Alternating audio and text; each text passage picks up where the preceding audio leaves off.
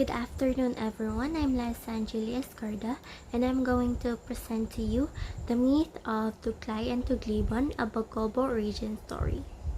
Here's what I'm going to discuss.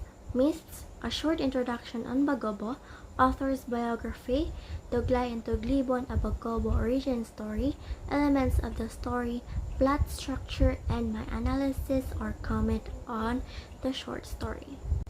Myths are a traditional story usually incorporating supernatural beings or events about the early history of a people or explaining some natural or social phenomenon according to Oxford Dictionary. Here's a brief introduction about Bagobo.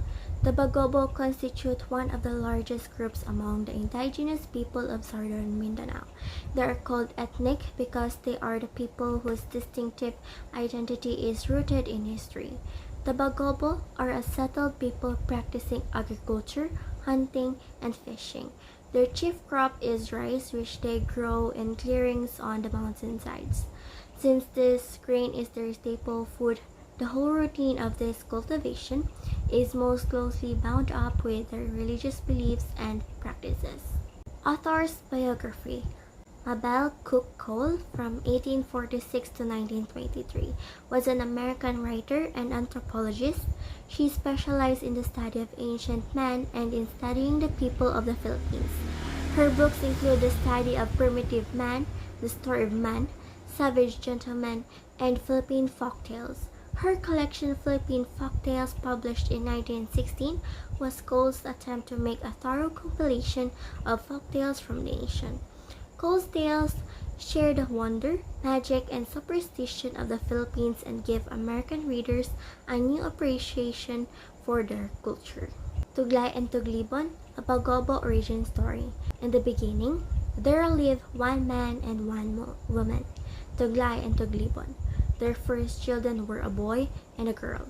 When they were old enough, the boy and the girl went far away across the waters, seeking a good place to live in. Nothing more was heard of them until their children, the Spaniards and Americans, came back. After the first boy and girl left, other children were born to the couple, but they all remained at Sibulan on Mount Apo with their parents, until Toglai and Toglibon died and became spirits. Soon after that, there came a great drought which lasted for 3 years. All the waters dried up, so that there were no rivers and no plants could live. Surely, said the people, Manama is punishing us, and we must go elsewhere to find food and a place to dwell in. So they started out. 2 went in the direction of the sunset, carrying with them stones from Sibulan River. After a long journey, they reached a place where were broad fields of kugon grass and an abundance of water, and there they made their home. Their children still live in that place and are called Maguindanao, because of the stones which the couple carried when they left Sibulan. 2 children of Toglai and Toglibon went to the south, seeking a home, and they carried with them women's baskets, or baraan. When they found a good spot, they settled down. Their descendants, still dwelling at that place, are called baraan or bilaan because of the women's baskets. So 2 by 2, the children of the first couple left the land of their birth. In the place where each settled, a new people developed, and thus it came about that all the tribes in the world received their names from things that the people carried out of Sibulan, or from the places where they settled. All the children left Mount Apo, save 2, a boy and a girl, whom hunger and thirst had made too weak to travel. One day, when they were about to die, the boy crawled out of the field to see if there was one living thing, and to his surprise, he found a stalk of sugar cane growing lustily. He eagerly cut it, and enough water came out to refresh him and his sister until the rains came. Because of this, their children are called Bagobo.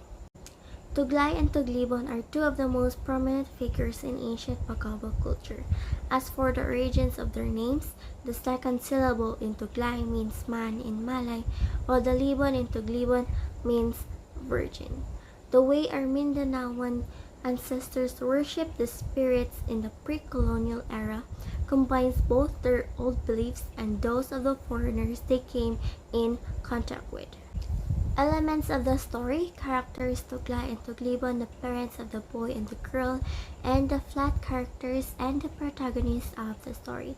Manama, it is the one who gave a problem or a punishment to the people of Sipulan, but in the end Manama stopped giving punishment. Manama is a round character and the antagonist. Setting: the story happens in Mindanao, Sibulan, and Matapo. Symbolism: spirits symbolizes Toglai and Toglibon. Spaniards and Americans symbolizes colonialism, as they've colonized the country back then and tainted the culture what we already have. Drought: the land of Sibulan dried up because of a lack of rain that lasted for 3 years. And for the point of view, it is a third-person point of view. Plot structure: exposition: a couple named Toglai and Toglibon lived in Sibulan on Mount Apo. They had 2 children, and when they were old enough, the children went far away to seek a good place to live in. The rising action: the people in Sibulan experienced drought which lasted for 3 years. They thought that Manama was angry with them. Climax: because of the drought, people left Sibulan 2 by 2. They've settled villages and tribes on the place they went to and named it after the objects they carried from Sibulan. Falling action: a boy and girl who left in Sibulan, Mount Apo, are near to death because of extreme thirst, but they have found a stalk of sugar cane that quenched their thirst. Dinauma: the stalk of sugar cane had enough water to refresh the boy and his sister until the rains came. Because of this, their children are called Bagobo. And here's my analysis or comment. The short story Toglai and Toglibon, a Bagobo origin story, is written by Mabel Cook Cole. A story about learning to leave things behind can pave the way for new opportunities in the region of Bagobo. Toglai and Toglibon is committed to the origin of Bagobo through the characters of Toglai and Toglibon and their children. Toglai and Toglibon were good leaders, leading the group until they died. The boy and girl were brave and responsible enough to look out for the rest of the people, leading them to a place to seek water and broad fields of kugon grass. The boy was eager enough to seek for something to quench his thirst, and his sister, because of his eagerness to live. After a while, they were blessed by a rain, making them called as the Bagobo. In the short story, the setting portrays the Bagobos' resourcefulness and their way of living to survive until this day. They live in the Mount Apo, separated from the city. They made use of what nature can offer, practicing agriculture, hunting, and fishing. The chief crop is rice, which they grow in clearings on the mountainsides. As they continue to grow along within the nature, they have their own culture, beliefs, practices, and etc. Despite being away from the civilization and education, they are culturally abundant and united. The theme is the underlying message of the story. It is a story about learning to leave things behind and pave the way for new opportunities. The life of the Bagobos portrayed in the story is that when the Spanish and American colonization happened, they were the most affected to the point that they need to transfer to another place to live in, leaving things behind to travel far to seek life for their comfort and survival. And that's the end of my presentation. Thank you for listening.